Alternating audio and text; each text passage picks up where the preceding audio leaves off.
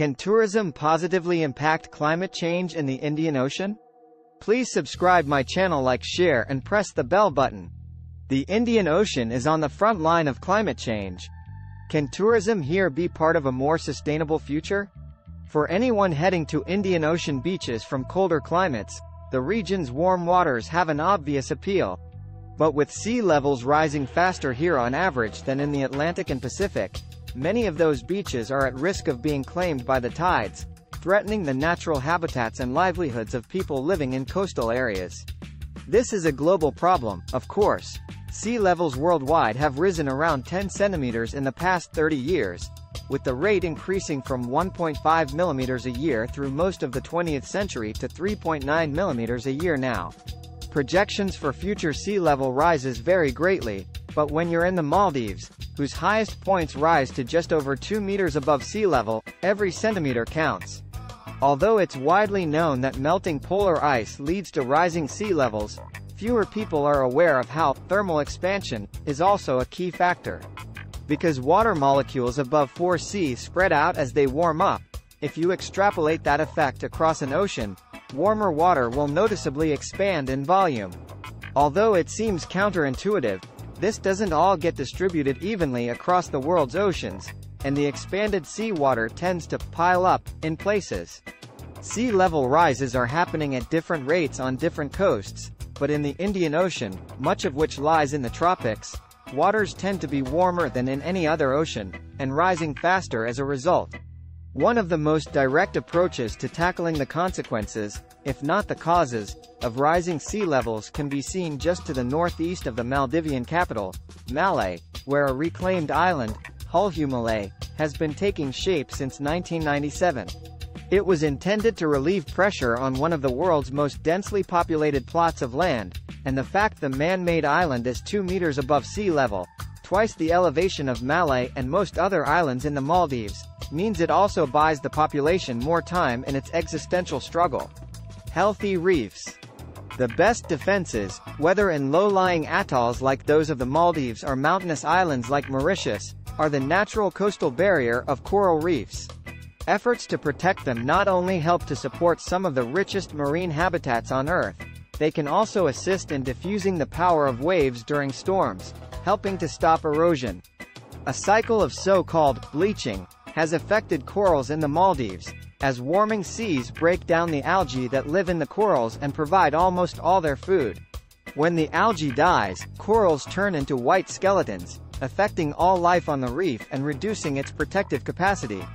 Some coral species are hardier than others, however. Marine biologist Jamie Craggs, whose day job is running an aquarium at London's Horniman Museum, recently traveled to the Saniva Fushi resort in the Maldives to help set up a coral propagation facility, the first of its kind in the country. If we can spawn corals, he says, we can start selectively breeding hardier corals that can withstand oceanic and climate conditions in the future. The next generation. Many grassroots organizations are also thinking about how tourism can be part of a sustainable future. In Mauritius, Gerald Amy and his wife Ramina Tello run Mauritius Conscious, the country's first sustainable tour operator. He remembers when he first realized people were prepared to fly thousands of miles to enjoy his home in the Indian Ocean. Amy was about 6 years old and would take the school bus from Pointe aux Piments, a former Creole fishing village on the island's northwest coast, to the botanical gardens at Pamplemousses. I'd see all the tourists and began to understand what the tourism industry was, says Amy. But it wasn't until I was in my 20s that I really understood the concept of sustainability, the impact of mass tourism and the danger of rising sea levels. Amy and Tello launched Mauritius Conscious in 2015 and partner with smaller, locally owned and environmentally conscious tour companies and guest houses. At first, they were pessimistic about the island's prospects.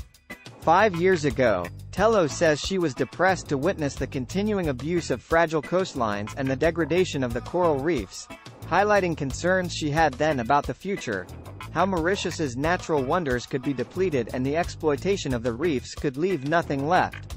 And while her husband was just as concerned, he's more positive now. When we started, these were just concepts that people were starting to understand because we couldn't just carry on as we were, he says. Now I think we're at the beginning of a very beautiful journey in terms of sustainability. It's not going to happen overnight, but soon I think we'll be able to say that Mauritius is a truly sustainable destination. The changes that have restored Ami's faith in his industry are being enacted at a government and operator level, particularly as mid- to upmarket resort chains seek to make more meaningful strides towards sustainability. The Maldives and Mauritius are two major destinations, but versions of this work and investment are slowly emerging across a region that is watching as the waters keep rising. In Mauritius, Ami has new cause to be optimistic. He and Tello recently had a son. How does he see the future on his home island for the next generation?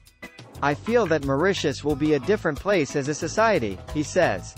I hope that everything we have started to do in the past decade will turn Mauritius into a destination where humans are in balance with their surroundings.